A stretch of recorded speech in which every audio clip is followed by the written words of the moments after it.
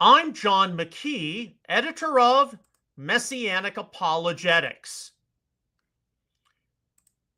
MessianicApologetics.net. And I would like to welcome you to this episode of Messianic Insider, your theology and news roundup for June the 17th, 2025. A great deal has happened within the past day, certainly as we continue to monitor the ongoing Israel-Iran conflict and whether or not that is something which is going to get bigger, especially pending possible U.S.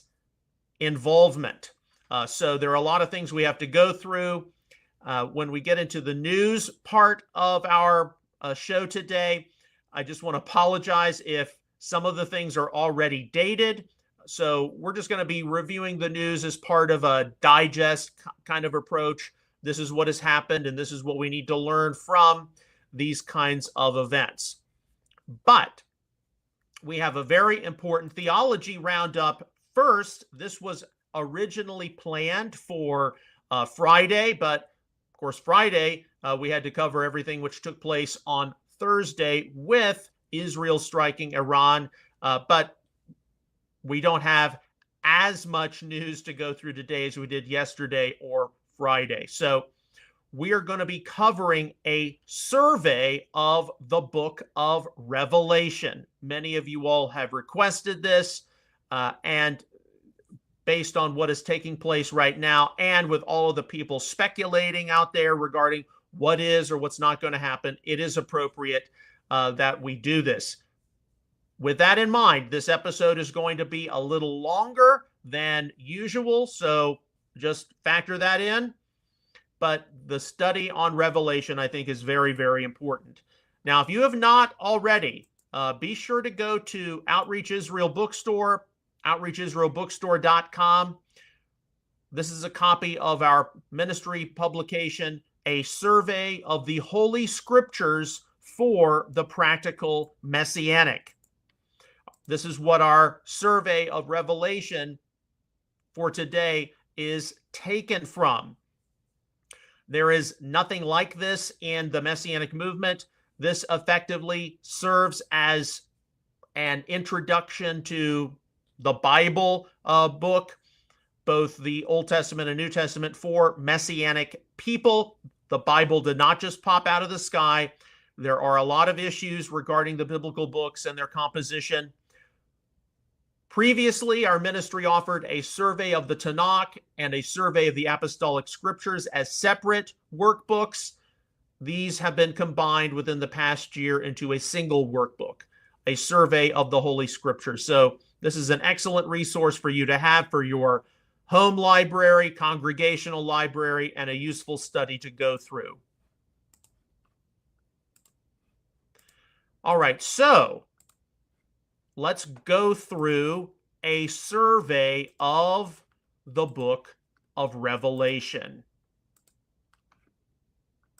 All right, everything's appearing properly. Good, because we're going to have to go back and forth from different screens here. The revelation given to John. And here's some information if you're conducting a personal survey of Revelation. Read through the book of Revelation. That's in the actual Bible itself. Keeping a journal log of people, places, key themes and events, and major scripture passages. Okay, this is what we're most concerned with today. Theological summary of Revelation. Approximate date, 50s to 70s CE or 80s to 90s CE. The time period, deteriorating circumstances for the first century believers in the Roman Empire. The author, the traditional author, the Apostle John. Location of the author, the island of Patmos. The target audience and their location, the congregations of Ephesus, Smyrna, Pergamum, Thyatira, Sardis, Philadelphia, Laodicea, all in Asia Minor.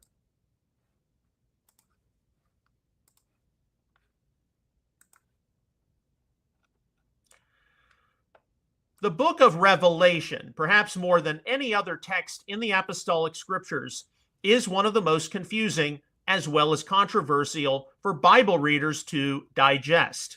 Also commonly known as the Apocalypse because of its Greek title, Apokalypsis Iesu Christou, Revelation 1:1, various questions and puzzles are presented. There are a wide variety of opinions concerning how the book of Revelation should be approached and interpreted, and what it communicated to those in ancient times, as well as those living in more modern times, as its third verse astutely informs each of us. Blessed is he who reads, and those who hear the words of the prophecy, and heed the things which are written in it, for the time is near. Revelation 1:3, New American Standard. How near the accomplishment of the prophecy has certainly been a vigorously debated issue in the history of Revelation's interpretation.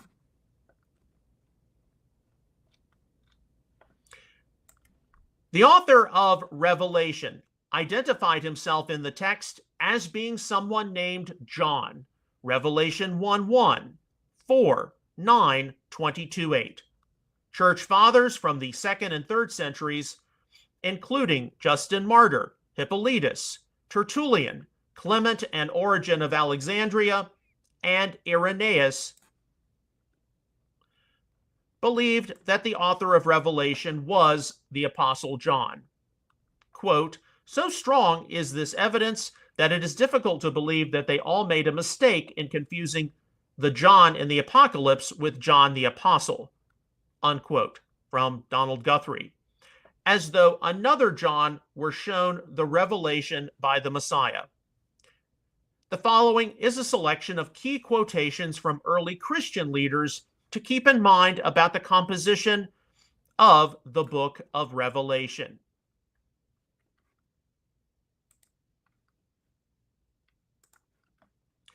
There was a certain man with us, whose name was John, one of the apostles of Christ, who prophesied by a revelation that was made to him that those who believed in our Christ would dwell, Revelation 20, verses 4 and 5, 1,000 years in Jerusalem, and that thereafter the general and, in short, the eternal resurrection and judgment of all men would likewise take place. Justin Martyr, Dialogue with Trypho 81. In a still clearer light has John in the Apocalypse indicated to the Lord's disciples what shall happen in the last times. Irenaeus's Against Heresies 5:26-1, also 50:33. Now the Apostle John in the Apocalypse describes a sword which proceeded from the mouth of God as a doubly sharp two-edged one, Revelation 1:6 or Revelation 1:16.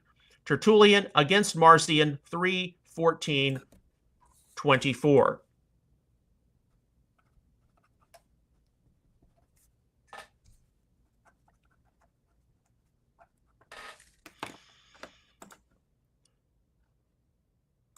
While a wide number of conservatives today believe in genuine Johannine authorship of the book of Revelation, some wonder about it, and liberals tend to doubt that the author of Revelation was John, the son of Zebedee.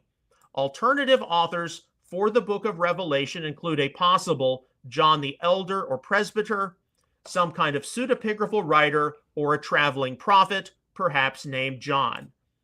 It is at least assumed, though, quote, since the name John, Yochanan, or Ioannes was exclusively a Jewish name until it came to be used by Christians beginning in the 2nd century, the Jewish origin of the author is certain. From David On, Erdman's Dictionary of the Bible.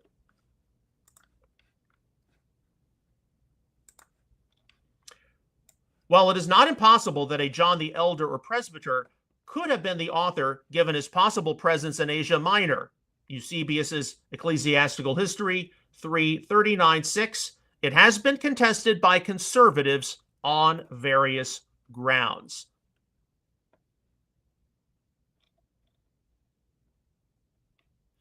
There are two main views one will encounter for the dating of the composition of the book of Revelation. Some date Revelation being written from around 54 to 68 CE during the reign of Nero Caesar. Others date Revelation being written in the reign of Domitian Caesar from around 81 to 96 CE.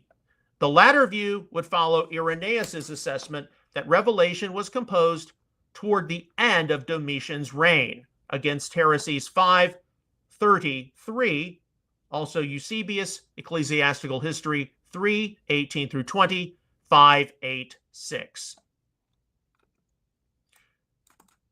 The dating of Revelation's composition is often influenced by one's eschatological position of either preterism or futurism, meaning whether the events of Revelation occurred in the late 1st and early 2nd century CE, or to a wide degree are still to be fulfilled sometime in the future.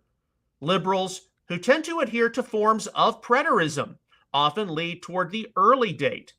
Preterists largely ask the question, was Nero the Antichrist of Revelation?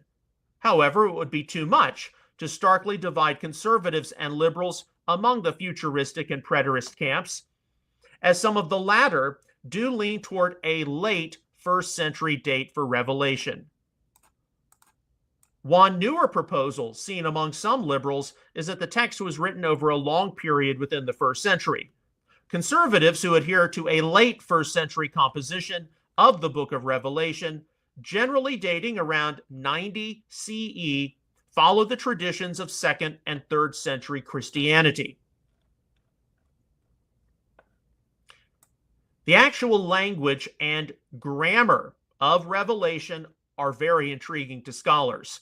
It is widely recognized by theologians that there are many difficult to approach Hebraisms or Aramaisms in the text, as the native language of the author was not Greek. A variety of perspectives are offered by interpreters. Quote, of no other New Testament writer, perhaps may it be so truly said that he thinks in Aramaic and writes in Greek. Interpreter's Dictionary of the Bible. David Allen Black points out, quote, the grammar of Revelation reflects the work of a Semitic-speaking person who is just learning Greek, unquote. From his book, It's Still Greek to Me, textbook I used at seminary. Why this is the case has been a matter of great academic discussion. George Eldon Ladd indicates, quote, undoubtedly, the book reflects Semitic influences, but some of its solecisms appear to be deliberate, and possibly the writer's emotional state accounts for others, unquote. From the International Standard Bible Encyclopedia.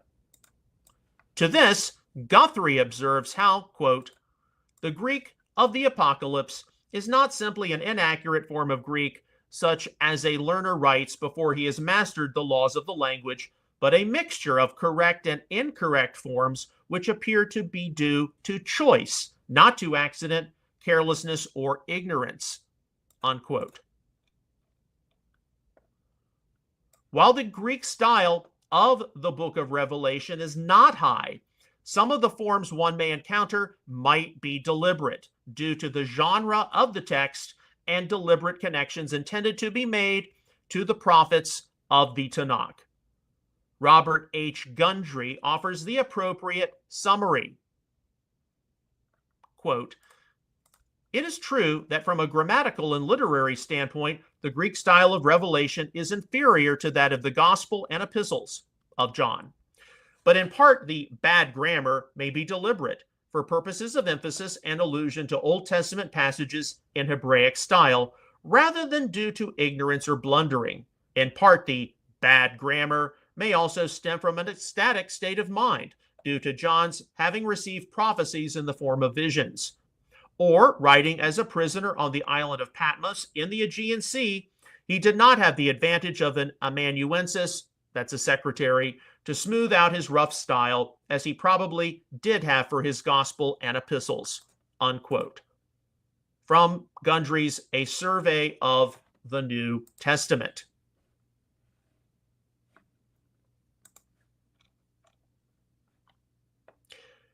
The author of Revelation identified his location as being the island of Patmos. John was on the island called Patmos. Revelation 1:9, New American Standard. Patmos was an island approximately 15 miles west of Ephesus. The initial audience of the book of Revelation is clearly identified in the first 3 chapters, as it was composed for 7 congregations in Asia Minor: Ephesus, Smyrna, Pergamum, Thyatira, Sardis, Philadelphia, and Laodicea. These were all Greek-speaking congregations.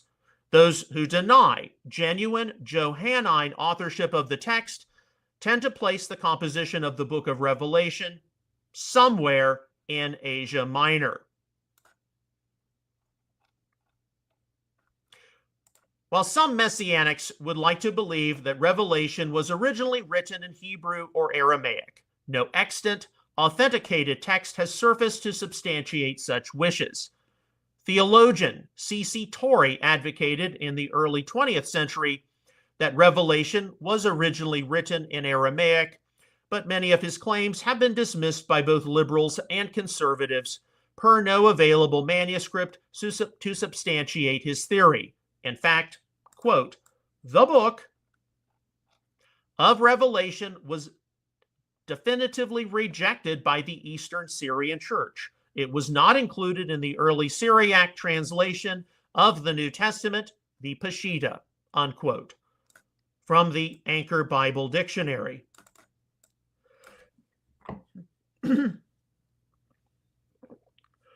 Excuse me. That the book of Revelation was a Greek composition with definitely detectable Hebraic or Aramaic style to clue in the reader to concepts seen in the Tanakh, Old Testament, is likely the best approach for one to take. The bad grammar of Revelation could have been deliberately overlooked by those who originally received the text and not corrected by them because of the strong apocalyptic nature of the work, and perhaps even more so because of the warning about adding to the words of the prophecy. Revelation 22:18.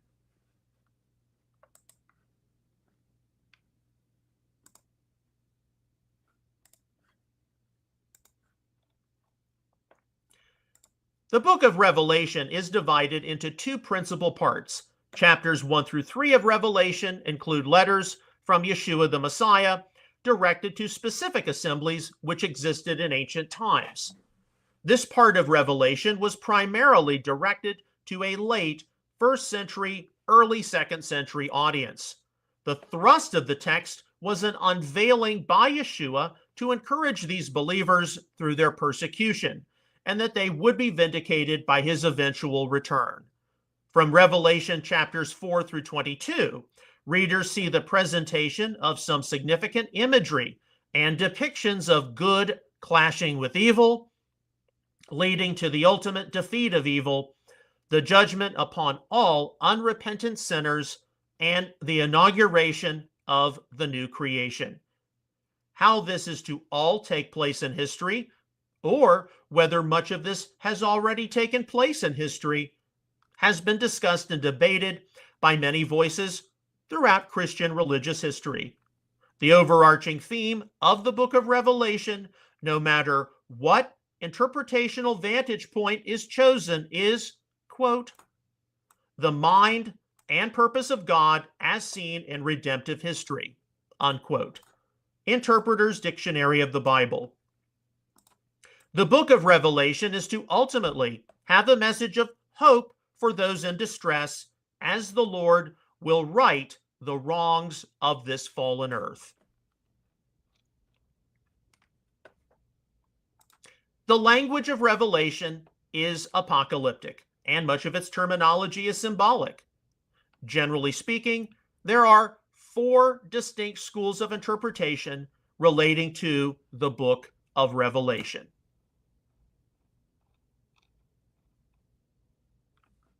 Number 1, preterists hold to the view that Revelation was written in the mid-1st century CE, during the reign of Nero Caesar, and that most of the events prophesied in Revelation, as well as in passages like Matthew 24, were largely fulfilled by the early 2nd century CE. Preterists generally think that Nero was the Antichrist of the book of Revelation.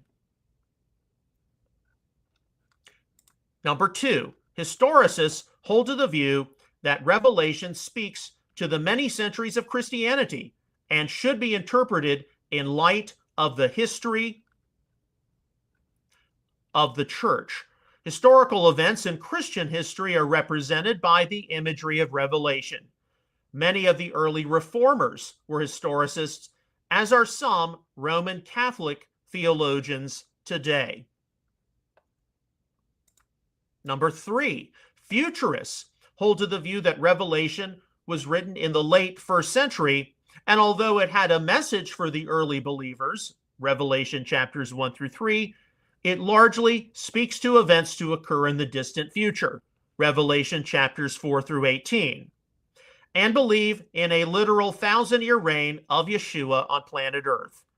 The majority of the early church fathers were futurists, as are many evangelical Protestants today and most people in the Messianic movement. Futurists may all be classified as being premillennialists, believing that the Messiah returns before his 1,000-year reign. There are distinct viewpoints within the premillennial camp, however, notably the rapture debate between pre- and post-tribulationists.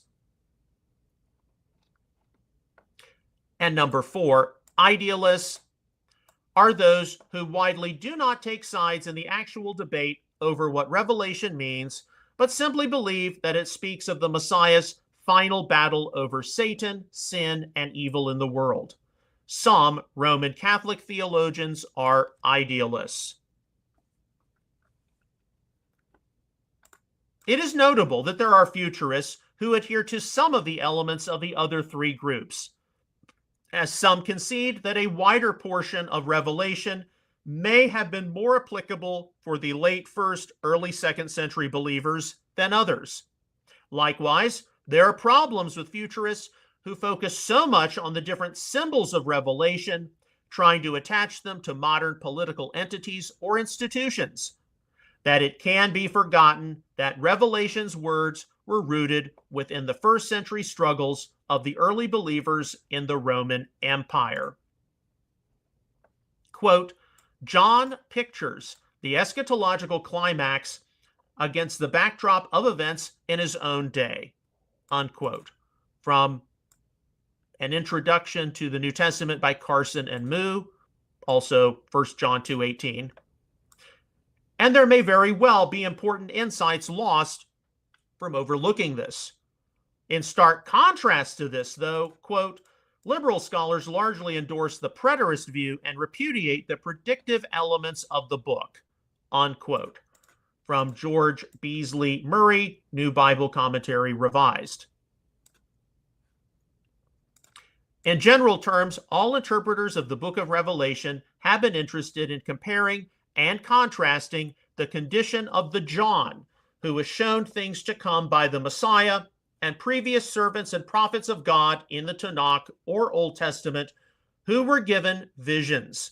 All should be agreed that the arrival of God's kingdom and the final defeat of evil are positive and worthwhile spiritual themes to consider.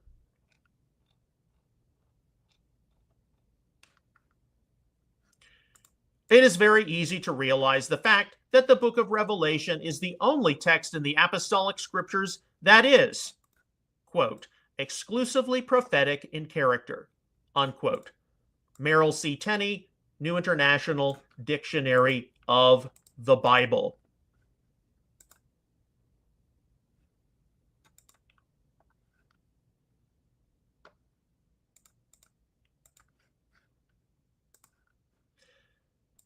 No reader can deny the deep ancient Jewish symbolism encountered in the book of Revelation, as seen in ancient literature like the Dead Sea Scrolls or pseudepigrapha. More important to Revelation's ancient background in the 1st century, though, would be its significant reliance upon Tanakh texts like Ezekiel, Daniel, or Zechariah.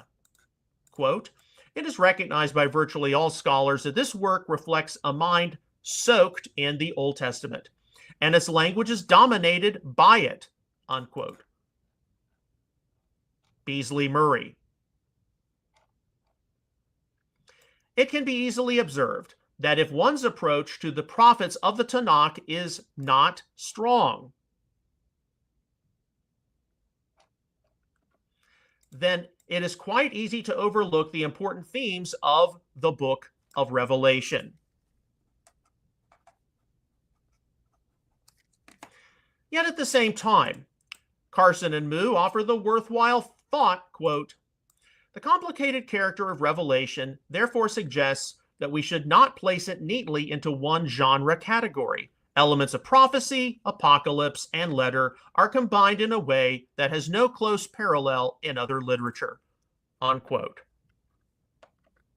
With this, it cannot go unnoticed that not all are agreed as to whether or not the prophecies delivered in Revelation occur in a strict sequential order, or if some of the scenes overlap and or occur somewhat simultaneously to some degree.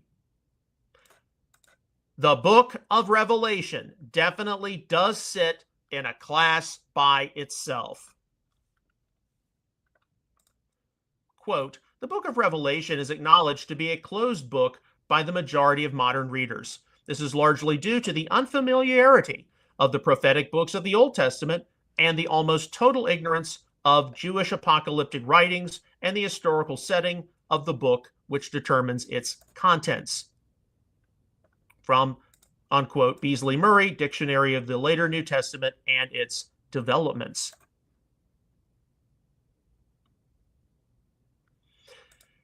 The book of Revelation was debated in the early centuries of the emerging Christian church.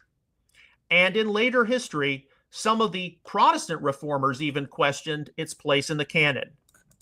Quote, "Erasmus, Luther, and Zwingli questioned the Johannine authorship because it teaches a literal 1,000-year reign of Christ," unquote. Beasley Murray, New Bible Commentary, Revised.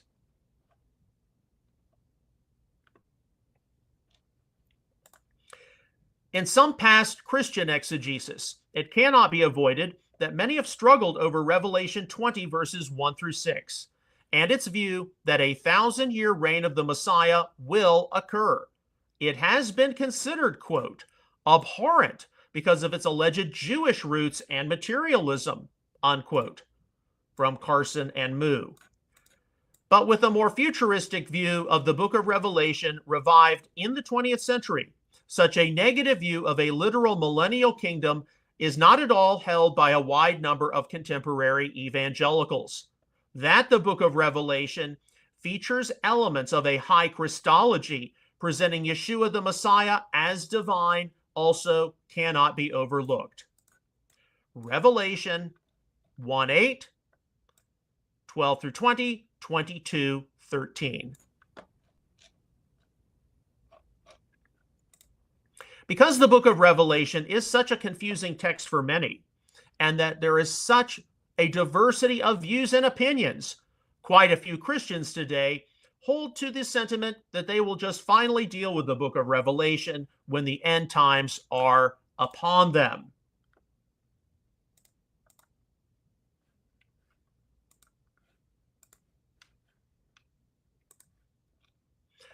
Most in today's broad Messianic movement are futurists of some sort.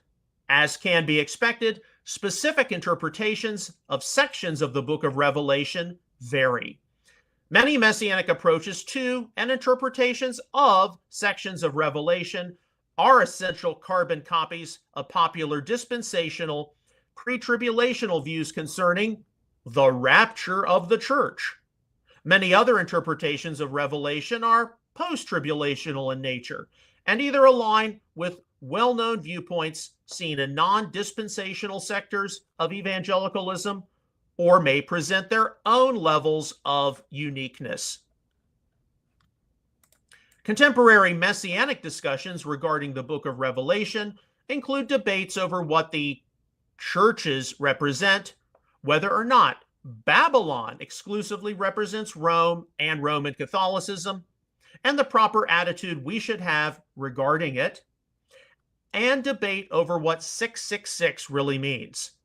It cannot go unavoided that, quote, most of the tyrants of history, from Nero to Kaiser Wilhelm and Hitler, as well as the Pope of the Roman Catholic Church, have at one time and another been said both to answer to the description of the beast and to furnish the numerical values attaching to their names, unquote.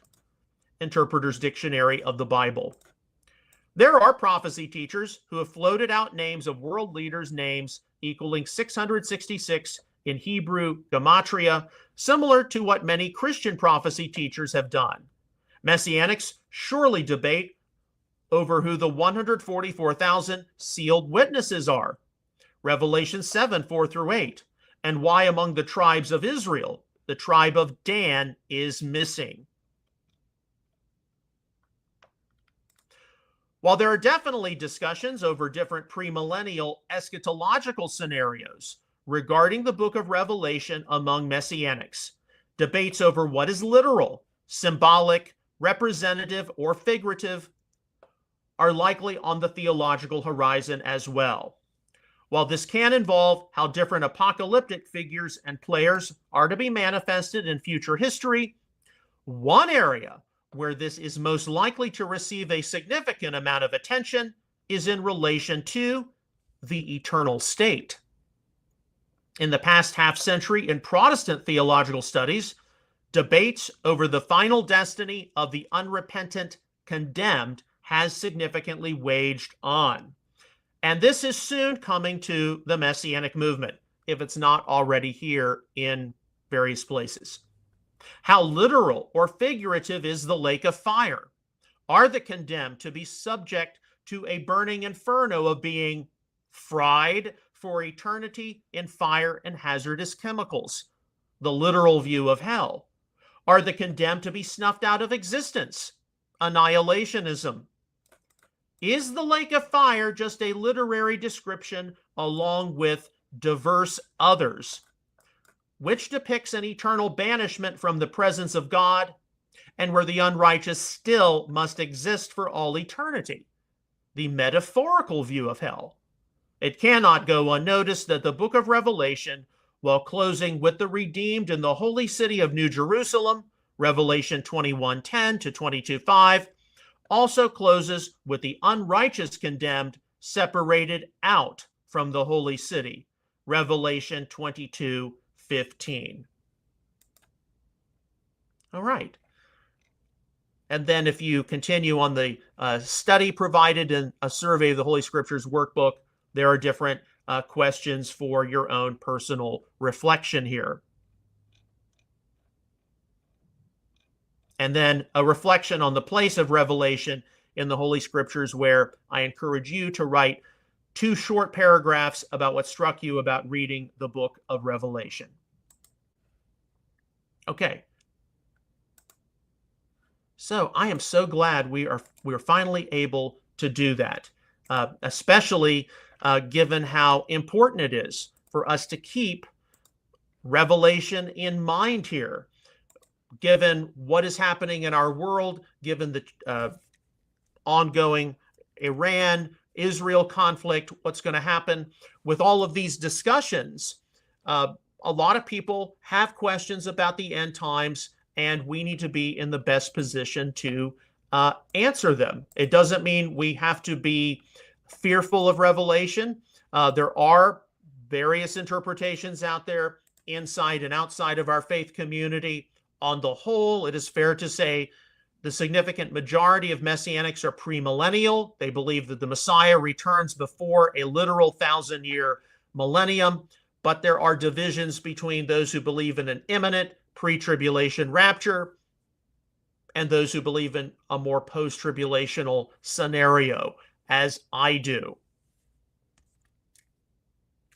And in the future, as we consider what some of the needs of the body are, we will go back to a Survey of the Holy Scriptures workbook and discuss other books of the Bible. Okay, so that finishes up our theology roundup for today. We always save the news roundup for afterward because all of the news which we go through is time sensitive and things change. And I suspect that a lot of the news we're going to be going through the digest. There have been some new things just since we started this live stream. But all of the stories we're going through, they will be archived when this episode is listed at messianicapologetics.net later this afternoon. So you can go click on the links, read the articles, watch the clips, whatever the case is. Okay, so we're going to get started. And of course, I start collecting news as soon as our live stream is over in the afternoon. So a lot of this news comes from yesterday afternoon to at least 12:30 Central Time. So let's switch the window open. Yes. This is from Open Source Intel, June the 16th. Just in, Israeli official says Khamenei, that's the Ayatollah, is in a troubled mental state, struggling to cope with the loss of close associates and unable to adapt to their replacements. Who can you trust? Israel has taken out a lot of members of your inner circle, and you don't know who you can rely on. Now, that's as of yesterday. Other reports are that I saw as soon as right before we went live that he may have secluded himself and his family to an undisclosed location. Everyone knows where he is, and he's giving up. I don't know how accurate that is. We will wait and see. I thought this was interesting to pass on from the X channel Open Source Intel Defender. Footage showing the targeting and destruction of 2 F-14 Tomcats with the Islamic Republic of Iran Air Force earlier today in an airport in the Iranian capital of Tehran following a series of strikes by the Israeli Air Force. See, that's an F-14 Tomcat. Of course, anyone who knows the famous motion picture Top Gun with Tom Cruise, the F-14, an iconic American fighter jet, mostly flown by the United States Navy, but sold to pre-revolution Iran. And of course, the Islamic Republic of Iran inherited the F-14s. It's kind of interesting to see these planes. Of course, they are iconic, but they are dated. This is old tech. So you have to keep in mind one of the reasons why Iran is just losing this conflict with Israel is because they put all of their money, all their resources, they banked everything on these weapons of mass destruction, their nuclear program, and the other aspects of their military are just we'll just be polite, in a dilapidated position. Okay, with that in mind, Open Source Intel yesterday, June the 16th, the only thing Iran has is ballistic missiles. No proper command, no air defenses, no allies, and soon no launchers and no regime. They really didn't think this through. Exactly. If you are a despotic regime, you're turned over to evil. You don't think clearly or rationally as well as you should. I guess they just think Allah is going to intervene on their behalf. I don't know. Okay, so we're going to briefly switch gears here. This is probably the only story we have which really isn't involved with the Israel-Iran conflict. From the Instagram channel, the Brainypedia. Imagine harvesting 2 crops from one plant. That's exactly what the Pomato offers. This unique creation grows tomatoes above ground and potatoes below, making it a space-saving solution for gardeners looking to maximize their yield. Okay, on the surface, this sounds kind of interesting. Grow potatoes underground, grow tomatoes above ground. But this is very clearly playing God. It's not like trying to, produce a hybrid tomato plant with other tomatoes or a hybrid potato plant with other potatoes. This is just two different types of vegetables as the same plant. How far will God let us go? And of course, some of you all may remember the Simpsons episode where Homer developed Tamaco, a hybrid of a tomato and tobacco. And of course, the humor, it wasn't humor, but the whole idea is, well, the cigarette companies could sell this to kids because they can't sell cigarettes to kids. The tomato just brings up thoughts of that in my mind. And of course, the clear contrast to this is people wanting to have more organic foods. Some of the things which Robert Kennedy is trying to do with getting all the artificial chemicals out of the American food supply, particularly different processed foods, sugary drinks, etc. Okay, back to the news. This is from the X channel. Rapid Response 47, reposting a post from Donald Trump. Iran should have signed the deal I told them to sign. What a shame and waste of human life. Simply stated, Iran cannot have a nuclear weapon. I said it over and over again. Everyone should immediately evacuate Tehran. And indeed, some of the further posts which people have been telling me about live during this episode include that he's now calling for the unconditional surrender of the Iranian regime. All right, so this was at the G7 up in Alberta, Canada. The president has returned to Washington now. He had to leave early. From the Epic Times yesterday, Trump, Iran is not winning this war and they should talk immediately before it's too late. And indeed, a lot of us have been paying attention to the news very closely once we heard that President Trump left the G7 summit in Canada. From the New York Post, yesterday, June the 16th, there's just one Iranian nuclear facility left on Israel's hit list, and it may be up to the U.S. to take it out. Iran's Fordo, I believe I pronounced it properly, fuel enrichment plant is a fortress built deep within the mountains up to 300 feet underground. That's out of reach of Israel's known munitions. Only America's 15-ton bunker buster bomb, the GBU-57AB massive ordnance penetrator, is thought to be capable of touching it. And indeed, that is what the question is right now. Is the United States going to get directly involved in this Israel-Iran conflict to take these things out using conventional weapons, not, the type.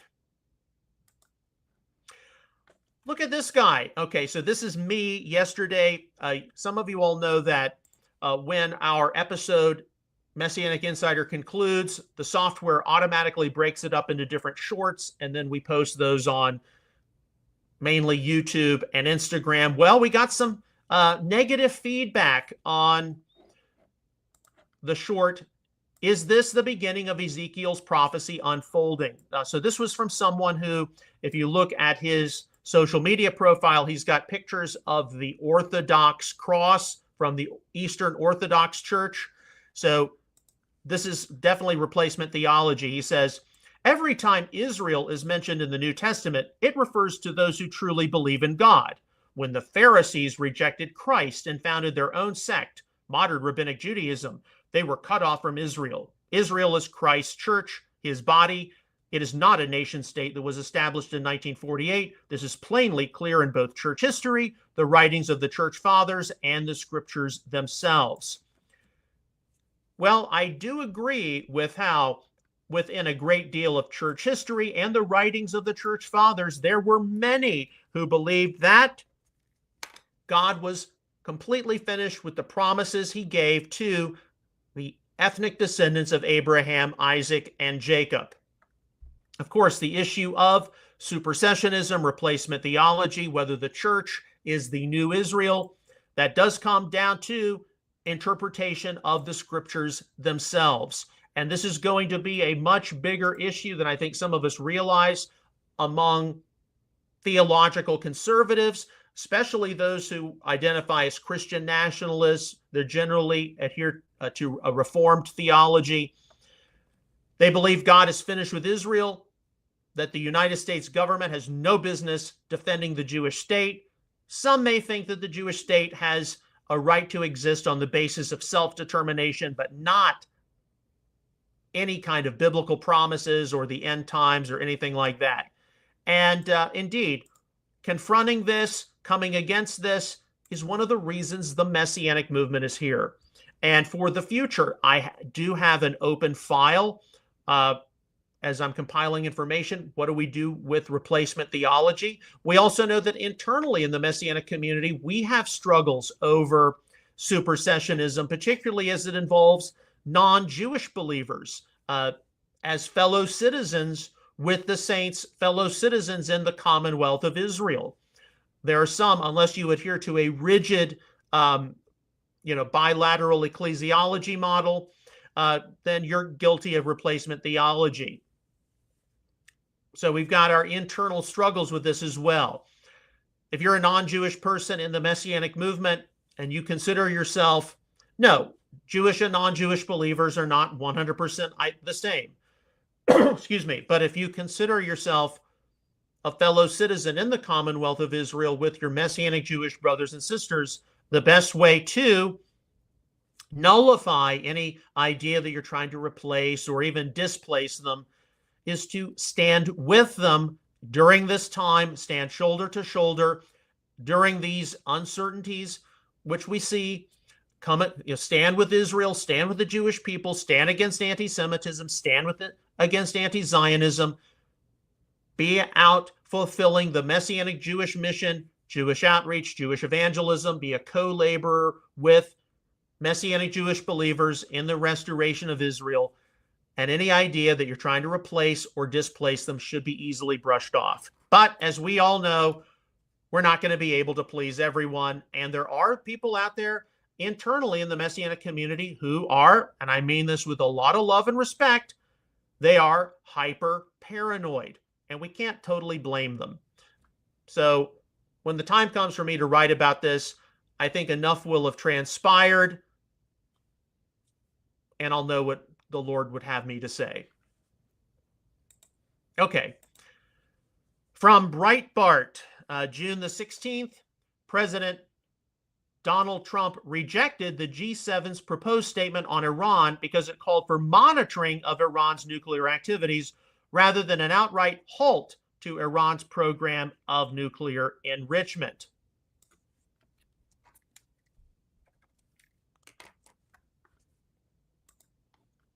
From Open Source Intel Defender, yesterday, June the 16th, the Islamic Republic of Iran Broadcasting reports that their main building and other offices in the Iranian capital of Tehran have been destroyed, with several staff members having been fatally wounded following a strike by the Israeli Air Force. Among a number of buildings which have been decimated by the IAF. And indeed, I'm going to assume it's still a rumor because it was a rumor right before we went live. It's even been floated out there that the former president of Iran, Ahmadinejad, that he's been taken out. If so, we're not going to miss him. But there are going to be a lot of reports out there about different buildings meeting their demise, different facilities being taken out, and different people in the Iranian government, Iranian military meeting their end. So this is information, but we do know that Israel appears to be on the side of a quick victory, perhaps. Okay, so this is from Fox News last night. President Donald Trump is leaving the G7 summit in Canada early, telling the National Security Council to be prepared in the Situation Room for his return. So that meant a late night for a lot of people in Washington.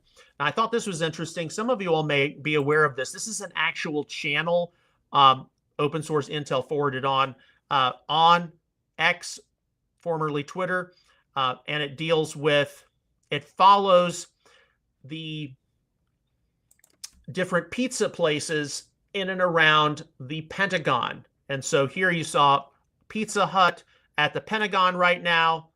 It's live. It's busier than usual around 9 p.m. What does that indicate? It indicates that people are not able to go home from work. They're going to be working late nights, and all of a sudden, everyone has to, of course, order pizza. Now, this doesn't just apply to national security or world-changing issues. It could involve legislation on the Hill as well. But I thought it's kind of interesting. You see all these pizza orders go up because people are going to be working late nights. They got to eat. And you can also see different comments made about all the numbers at different local Washington, D.C. bars or popular watering holes. That goes down. That's pretty obvious. So, yeah, the numbers of people calling out for pizza delivery, that can indicate that something possibly changes. Okay. Open source intel yesterday evening, June the 16th, CNN. Trump has instructed his team to try to arrange a meeting with the Iranians as soon as possible. And indeed, one of the techniques of Donald Trump's administration, he's going to hold out for a diplomatic solution as far as he can, while at the same time enacting maximum pressure on the Iranians. Okay, so do keep that in mind, because some people, we don't want Trump to take us to war in Iran, or we want Trump to, bomb the hell out of these people. Trump is going to hold out as long as he can as a businessman for some kind of a negotiated agreement. But he's also going to push maximum pressure upon the Iranians. From the X channel Vivid. My American friends, what's your preference? Number one, America standing with Israel without being involved. Number two, America giving Israel the bombs it needs, and that's it. Number three, America fully involved militarily in the war against Iran. I think on the whole, many of us, especially those of us who were influenced by the Afghanistan and Iraq wars of the early 2000s, we support Israel. We know this Iranian nuclear program is a threat to the Middle East. It's a threat to world civilization. But we would more prefer option two, America giving Israel the bombs it needs, and that's it. So we stand with Israel. We'll even help them defensively. But because this is the region, the Middle East, people in the Middle East can best deal with this themselves, hopefully. And we would prefer that America only get involved as an absolute last resort. That's my opinion. And right now, Israel's doing a pretty good job on their own. Okay, open source intel breaking. This is yesterday. State Department, U.S. citizens unable to leave Iran should be prepared to shelter in place for an extended time. They know something is coming. And indeed, we know that the news can change. The intelligence, the information we are able to receive as normal civilians can change hour to hour, minute to minute. From Breitbart, this is yesterday, this is from today, June the 17th. The Peacemaker. The Trump administration has reportedly proposed meeting with Iran this week to discuss its nuclear program and a potential ceasefire with Israel. Now, how dated is this?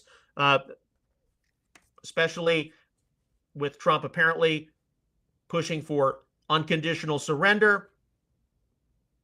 We're just following the events. We're also tracing to see how things can quickly change.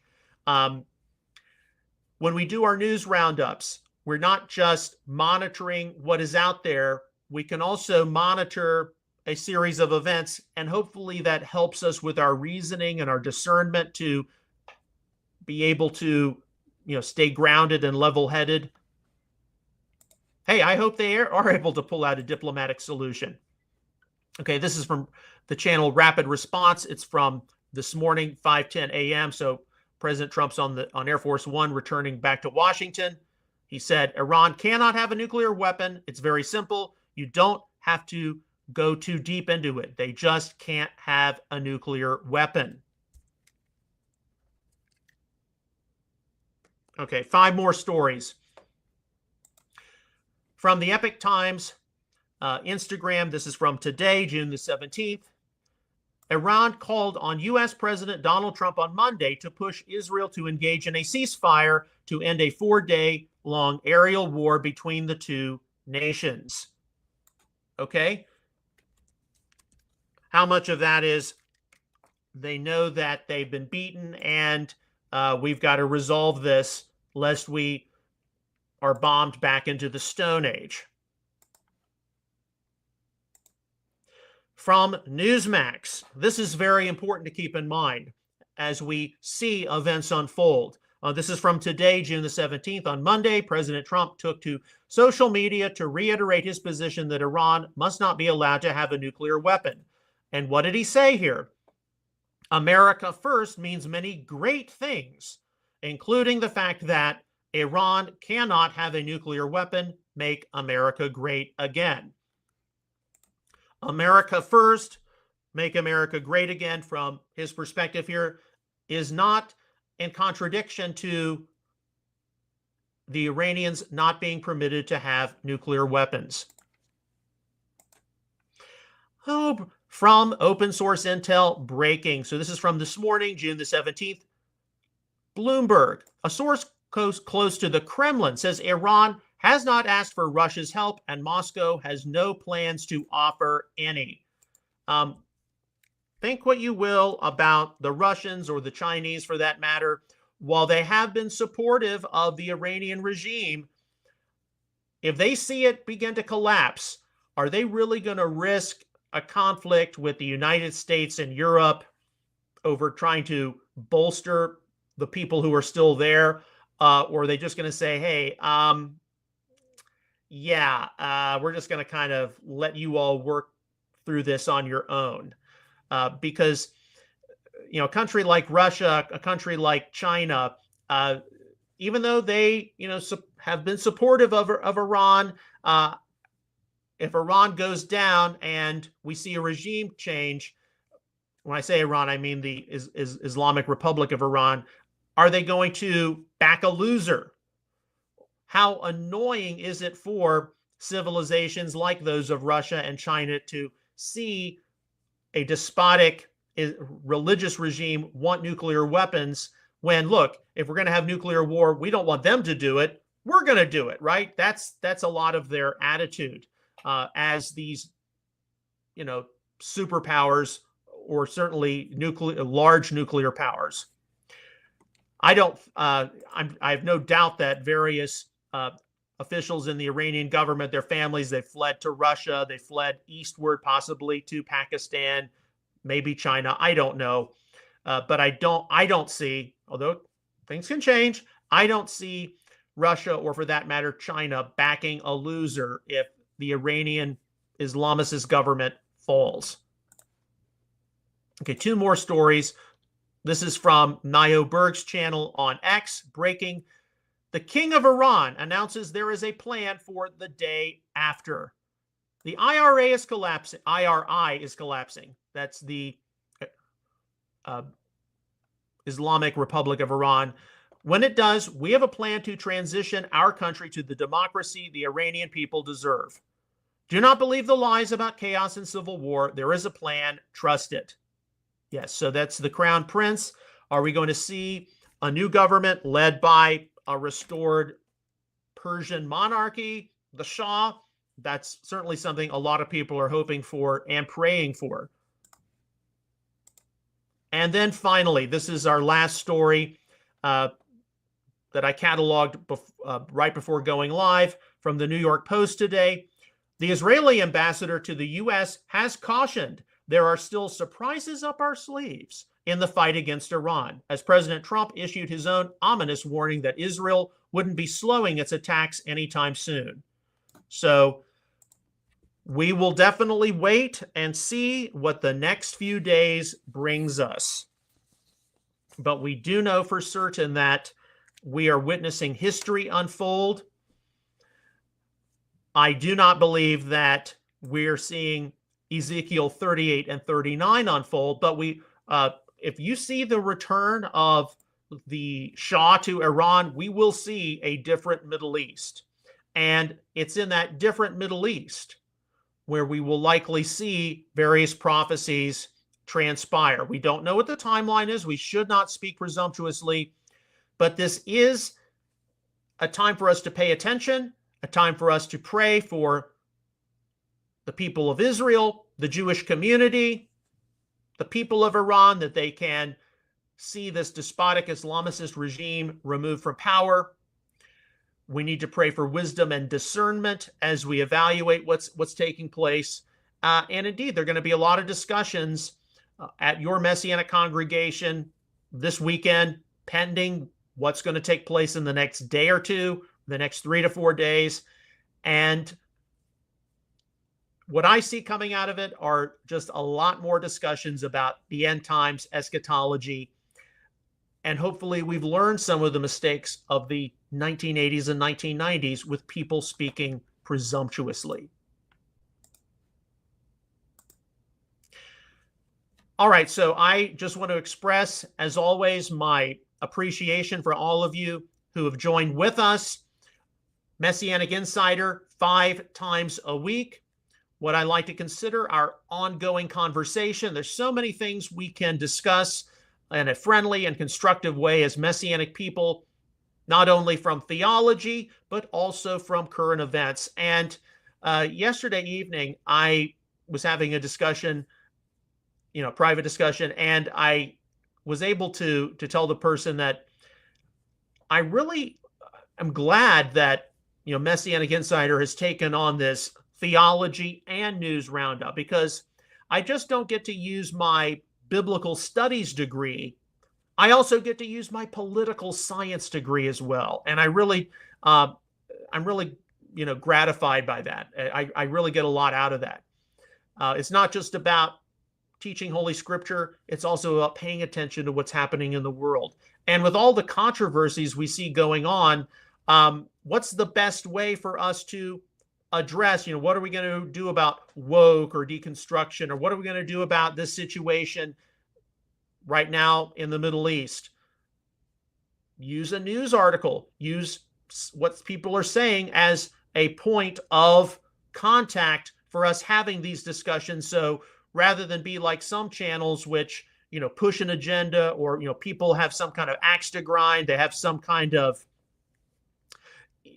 unresolved frustration or even anger, let circumstances determine how and when we can have certain discussions, and things will just take place naturally, and people will see the relevance of talking about this or that.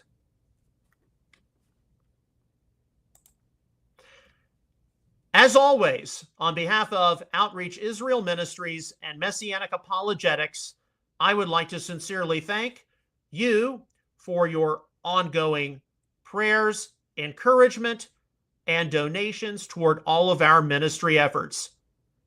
You can give online at outreachisrael.net/support. We'll see you again tomorrow with another episode of Messianic Insider. Until then, may God bless you, shalom, and take care.